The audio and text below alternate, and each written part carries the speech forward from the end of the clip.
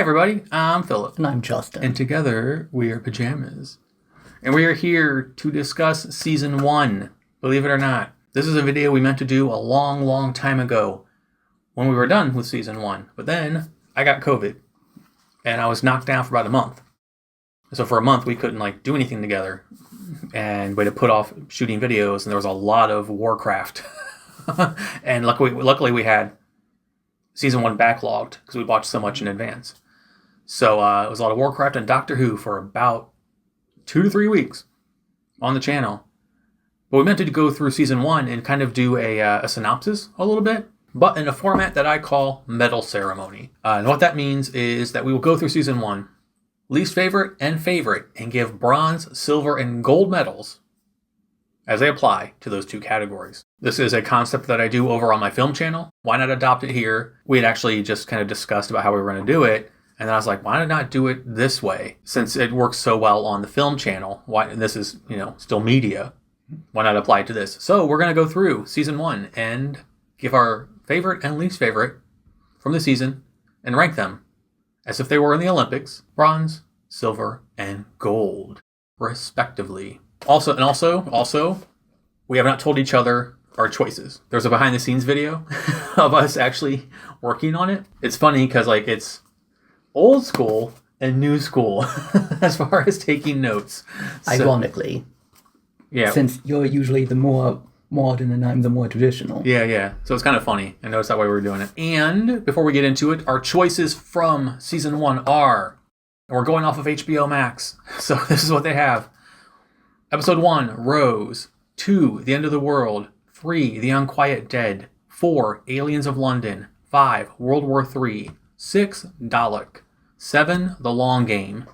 8, Father's Day. 9, The Empty Child. 10, The Doctor Dances. 11, Boomtown. 12, Bad Wolf. And 13, The Parting of the Ways. Now, according to HBO Max, number 14 is The Christmas Invasion. We are not counting that one. It is a bridge episode. So it is not for us, the canon of just Season 1. There's been a lot of argument.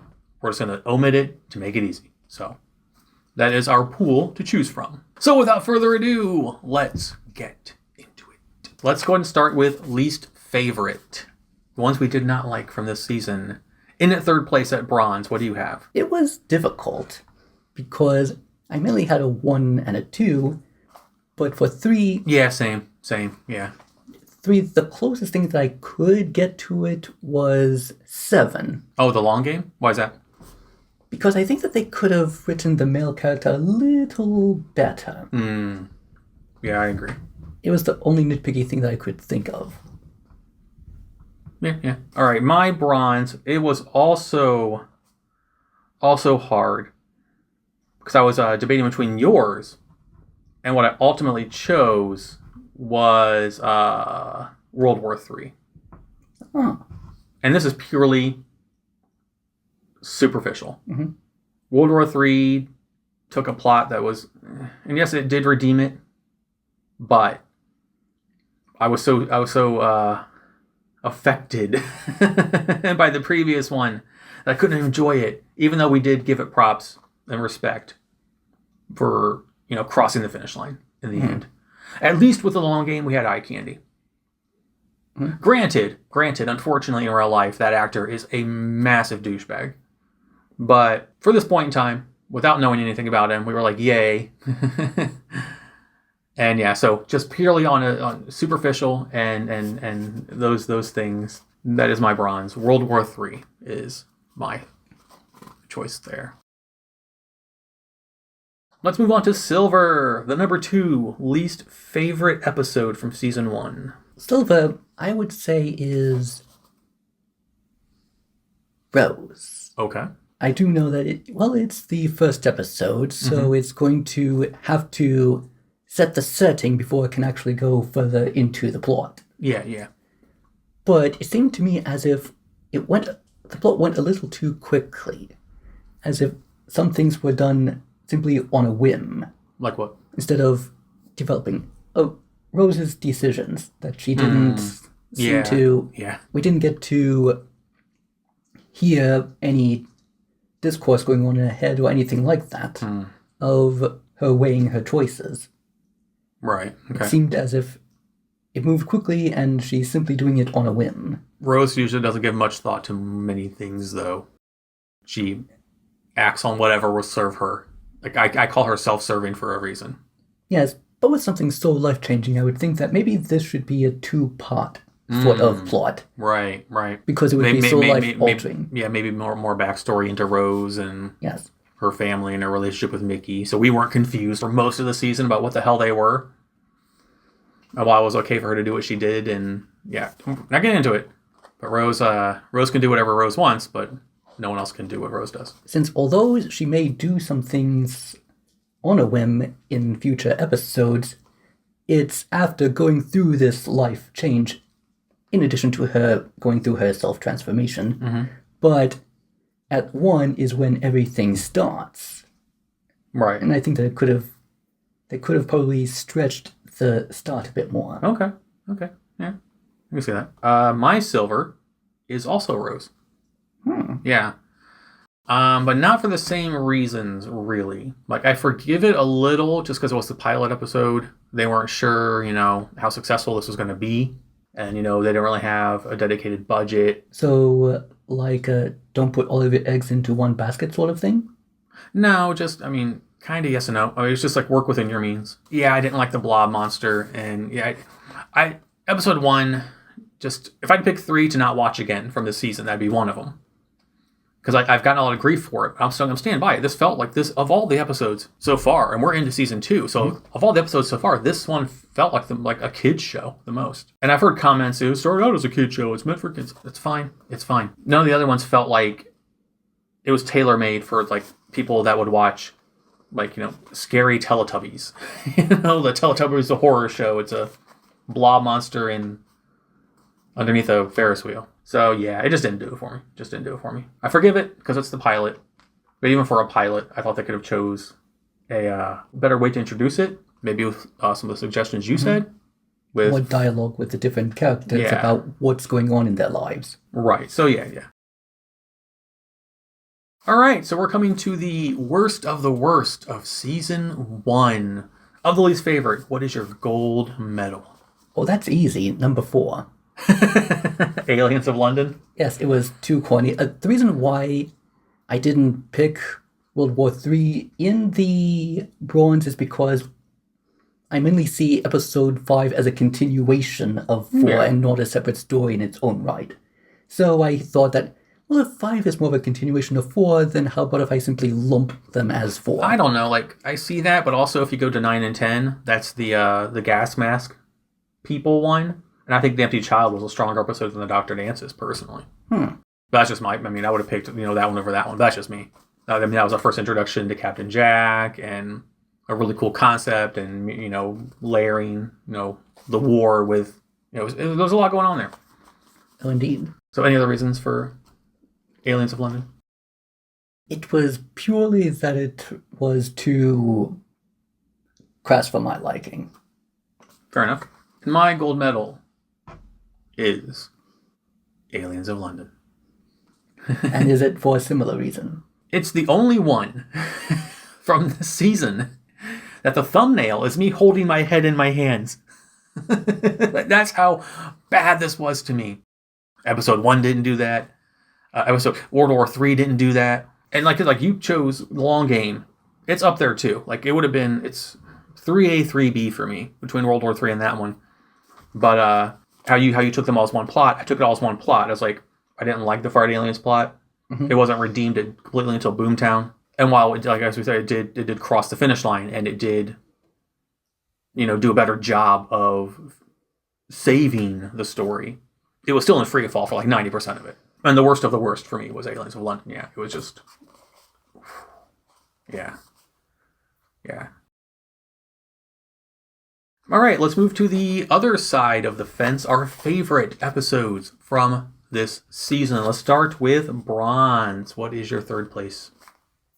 The End of the World. Ooh, okay, I thought that'd be higher. Why is that one? Well, since whenever I refer back to it, I do tend to refer to it more than some of these other ones that could have been up on this list. Okay. of True. top 3. Yeah. You've said numerous times in our discussions how this one was very profound to you. What I would say that's actually all that I can say fine. of it, is that why it would get third is because it's one that I frequently reference to, and if it's one that I frequently reference to, then it's probably one that had much of an effect on me, and if it was in a good way, then I would say yes, it deserves at least somewhere on this list. Okay, fair enough. My bronze for favorite is Boomtown. Believe it or not. Yeah, it was The Empty Child. It's right there because of the stuff I talked about. Like, it was such an interesting story. And we got to see Captain Jack and Yum. But Boomtown inches in there for me because they took the worst story from this season and not only saved it, made it interesting.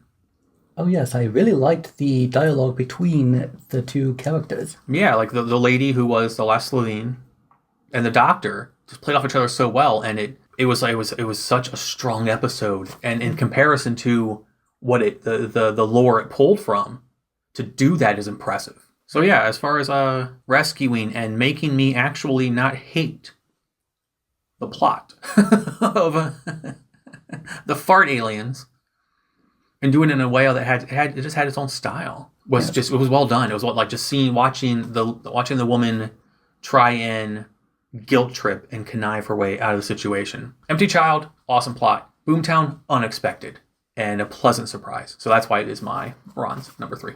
It is a close bronze for me as well. Whereas The End of the World would be profound at a more metaphysical sense. Boomtown is in a more ethical sense. Right, yeah. Well, it's a difference in subject matter. Well, you've never really referenced Boomtown. I thought End of the World was going to be way higher on your list. Or not way higher, because there's only 2 other slots. I thought End of the World was going to be up on the list. All right, silver. Number 2, silver medal for favorites from this season. I would say that would be The Parting of Ways. Oh, okay. Why is that? Well, with this one, we actually get to see the Daleks for the first time in action. Right. As a group. Whereas with Dalek, there's only one. And with 12, well, they only appear at the end of the episode. Yeah, because 12 is the one where they're on the game shows. Yes. Yeah. Whereas with 13, we finally get to see them in action. Yeah. And I especially like the scene when they fly out of that spaceship. I think that they look adorable. I know. For whatever reason, that scene from that episode is stuck in my head. Okay, right on. My silver medal for season 1 is Dalek, episode 6. I really, really liked the way they kind of had the Doctor and the Dalek. Because first we're only 6 episodes in with the Doctor. This is our first introduction to the Daleks, to a Dalek. And in like 46 minutes, they were able to not only introduce this new antagonist, but they also managed to take a character that has been established and a new one for us and put them in a reversal of roles, where the Doctor was wanting to exterminate and the Dalek was wanting to just be free because it was feeling things because Rose, touched it and... That the Doctor became that which he was trying to get rid of. Yeah, exactly. And I thought it was such a clever way to do that. And just with a character that we just met, by the end of it, we were invested. Like in that scene where they're in that corridor and there's they blew the hole in the ceiling or whatever, and the sun was coming in and the Doctor was like, get out of the way. Rose was like, no. And it was so that was profound. That was a really important moment. How you can write something to be important. It doesn't have to be like explosions or exposition or, in your face. It could be subtle. And I thought it was one of the best bits of clever writing from this season. Was how they built up and then had that, switching sides almost. Becoming that which you hate the most. So yeah, that's why it's my silver. Alrighty. And now, for the creme de la creme from season 1, what is your gold medal of your favorite episode? I would say Dalek. Okay. For a similar... It's similar, but not exactly the same reason. Mm-hmm. In that, with this one, we actually get to see the psychology of this Dalek, that they're much more than what they appear to be. Right. Including this one, for example, it actually does seem to have its own desire, which is to finally be free. Yeah. It does show that some people, so to speak, they can surprise you that not everyone is exactly as they seem to be. Well, with the Doctor jumping to conclusions with it, but Rose giving it a chance. Yeah, it was one of the rare instances where Rose was actually tolerable. Yes, I could side with her. Yes, it seemed that in this episode, she was the one that was much more mature than the Doctor. Yeah, exactly. Yeah. Which is actually quite interesting. Yeah, which I like. It's one of the things I liked about this Doctor. Was just, like, he didn't have to look cool all the time. Like, there's a saying, you're not afraid to show your ass. He would show weakness, and this was kind of like, you understood why he was mad. Of course, this is the people that wiped out, his own people, and we still are just getting like spoon fed here and there as we watch the show what actually happened in the Time War. But his hatred was so deep that that's all he felt. Like what he would, which is exactly what he would say about the Daleks. Exactly. So yeah, I can see why. Yeah.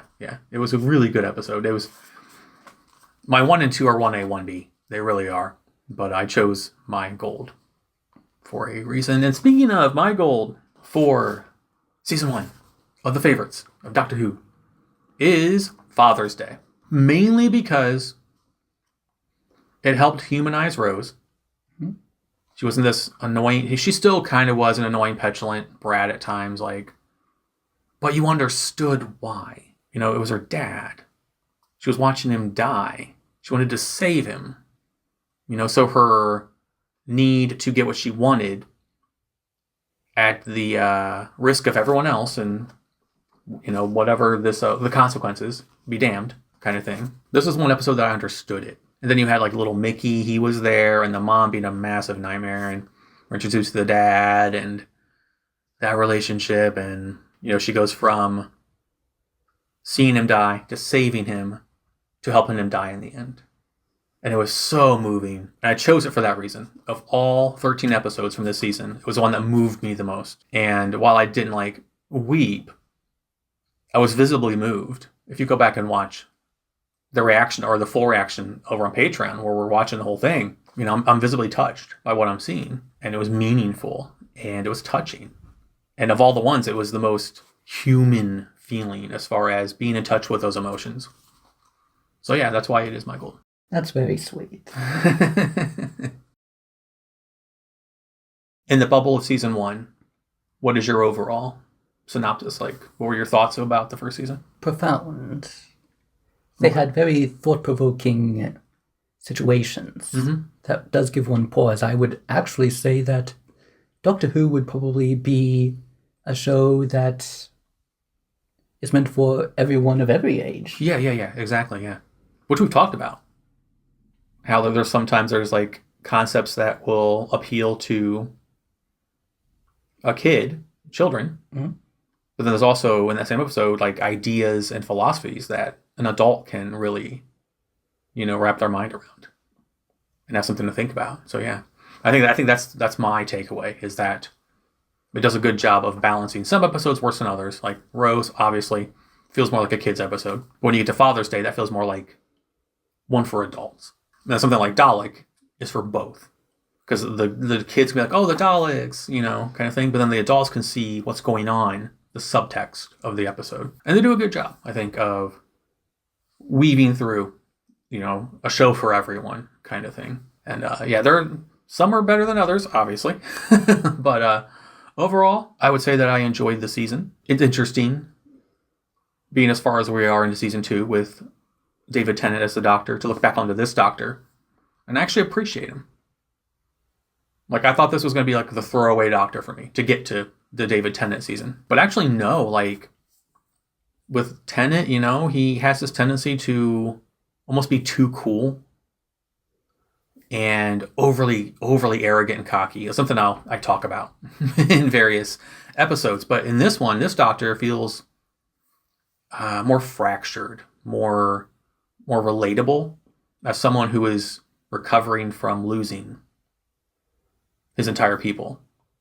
And then, meets Rose and starts to feel hope again, even though she's a massive, massive nightmare of a person. There's a certain, what's what I'm looking for, like vulnerability to this Doctor that I don't think exists that I've seen so far from David Tennant's Doctor. And I think the actor did a great job.